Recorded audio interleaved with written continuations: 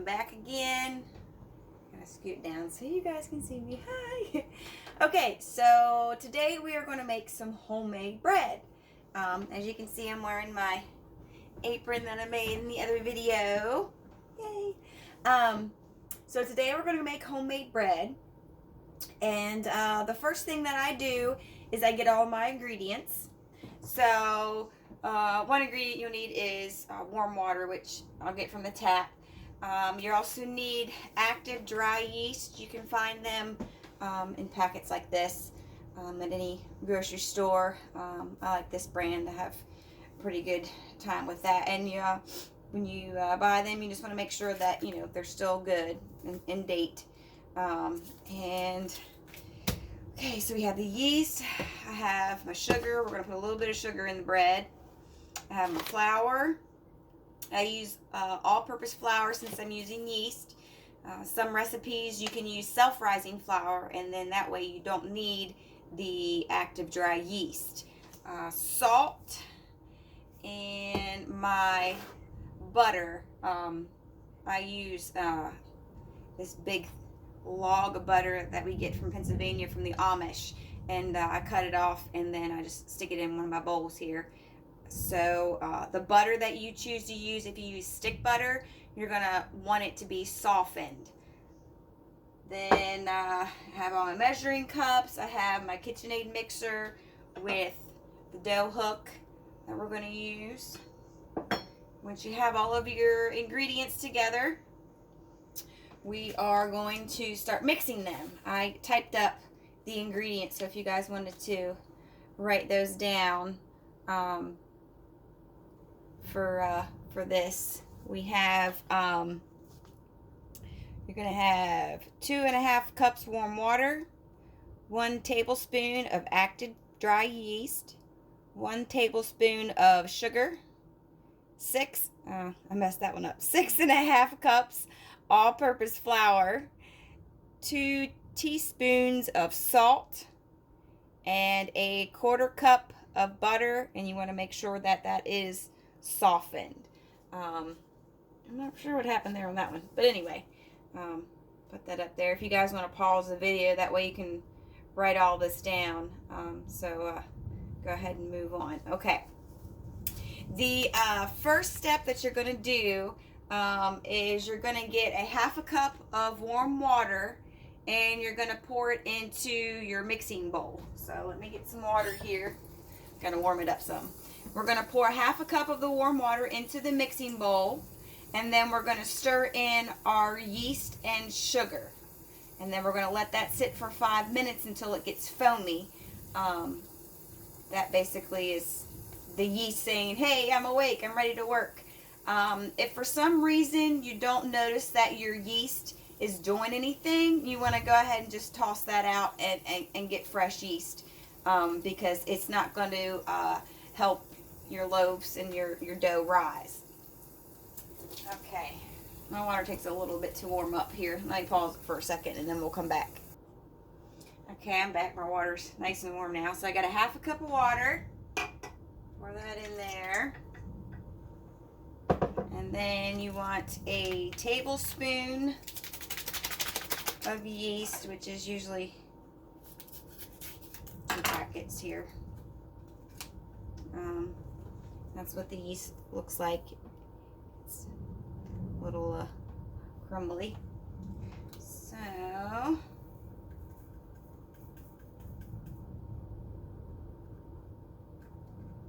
you are active.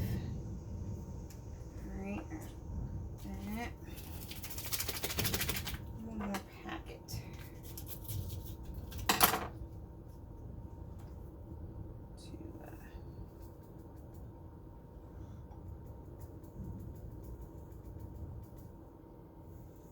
Not quite a whole packet. It is jumping everywhere. All right.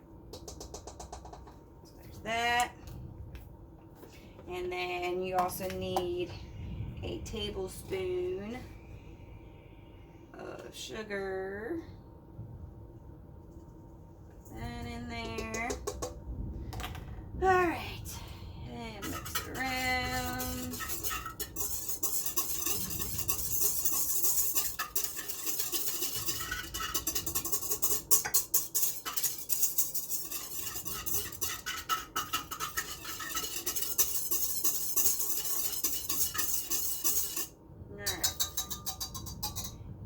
we're going to let that sit for 5 minutes until it gets frothy.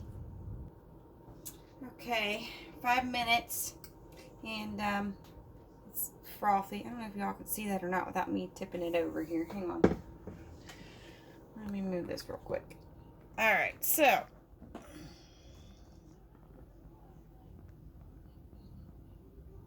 what you want it to look like. Frothy. Okay. Take it back over here. I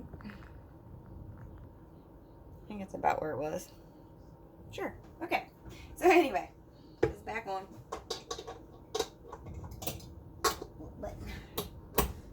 Okay.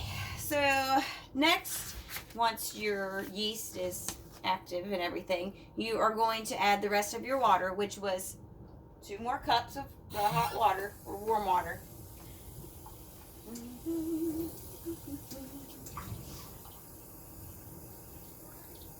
Okay, so we got 1 cup.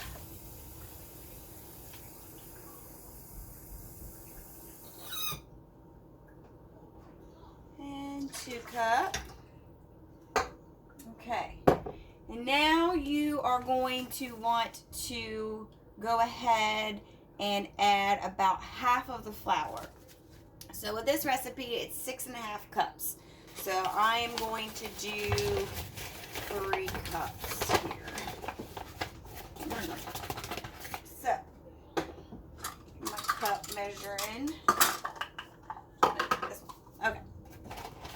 So,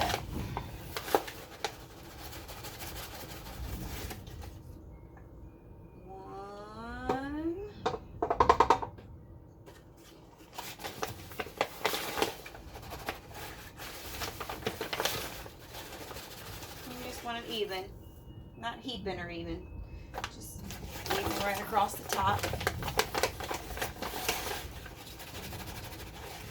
All right, 3. All right, what you're gonna do is you're gonna kind of stir this up. Put my dough hook on. This up. Put it on a low setting and start to mix it all together. So this was the other 2 cups of warm water and half of the flour. And you're going to stir this until it's pretty well blended. If you find that it sticks to the side of the mixing bowl, you can stop the mixer and, take a spatula and push down off the sides, which is probably what I'm going to have to do here in a minute. Turn this off. Bring it back down, and I'll scrape the sides of the bowl to get anything that has worked itself up. Dough hook too. I use my dough hook to get the spatula clean. Bring it back up. Again. And we're going to continue to do that until it is well blended. Okay, so that's well blended. Now we're going to add the rest of our ingredients. So we're going to add the rest of our flour, which was 3.5 cups. This I gauge basically by how doughy it gets. But, 2,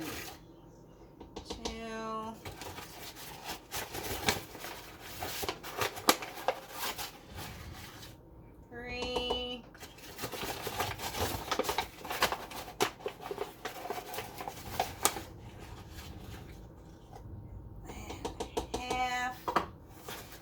Okay, the next ingredient that we're going to use, we had salt. And that you're just going to add a teaspoon. Teaspoon is about like that. And then your 1/4 cup of butter. You are going to want to kind of, and make sure your butter is softened, by the way. Take the butter, push it down, make sure you get it nice and even.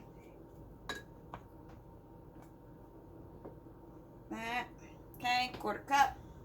And you're going to put that in.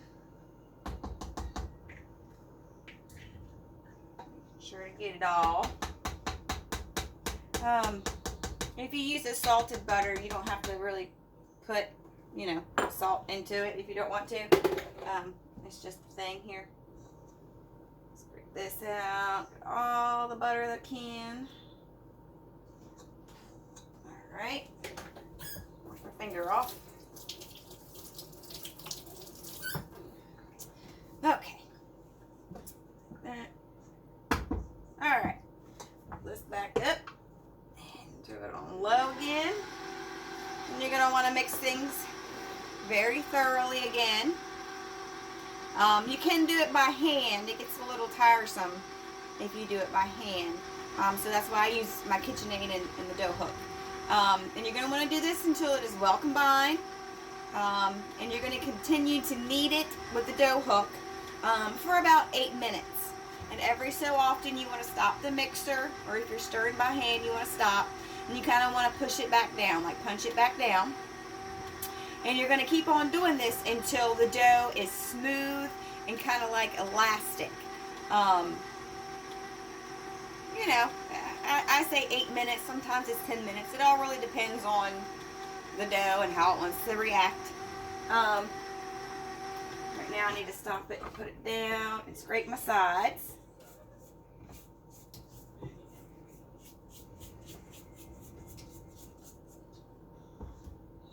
Dough hook. Alright. Back up. And let it start kneading again. Okay, I'm going to let this go for a while and then I'll come back to you. Okay, so we let that pass and we let it knead in the mixer for 8 to 10 minutes. And then if you're doing it by hand, you need it on a well-floured surface. And then what you're going to do is you are going to basically get it into a shape of a ball here.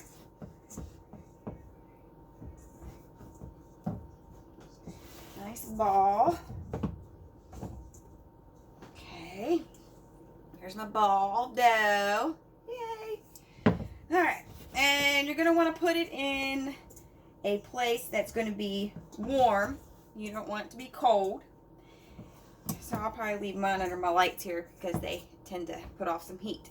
And then what you're going to do is you're going to cover it with a tea towel, like so. I'm going to stick it over here where there's more light. And you're going to leave it covered for, about an hour, hour and a half. Basically until your dough doubles in size. So this is the part where you're letting your dough rise. So that's why it's important to have it in a nice warm place and keep it covered, because that'll help keep in the warmth and keep anything out that might be in it. And also it helps it to rise, the heat does. So you're definitely going to cover it with a tea towel or something. Some people use like the plastic wrap. That's fine too. And you're going to let it sit for an hour to an hour and a half. I'm going to check mine in about an hour. And basically the goal is for the dough to double in size. Okay. It's been an hour. Actually a little less than an hour. I've let it rise. And it was, right here. Remember with the thing. And now it has risen to double the size. Now what you're going to want to do is, I'll show you my bread pans. These are the bread pans that I have. I like to use glass. Some people like to use metal. Personal preference. If you haven't used either, maybe get a metal one and a glass one and just see, which one you like the best. But I like these. Clear ones are, fine. You can also find them in, the fancy little ones here. I like this one because it has the good handles on the side. But what you're going to do is you can butter the pans. I prefer to use good old-fashioned Crisco. So I take paper towel, then I get some Crisco, and I put a little bit in that one, and a little bit in that one, and then I do the bottom. Make sure you get the corners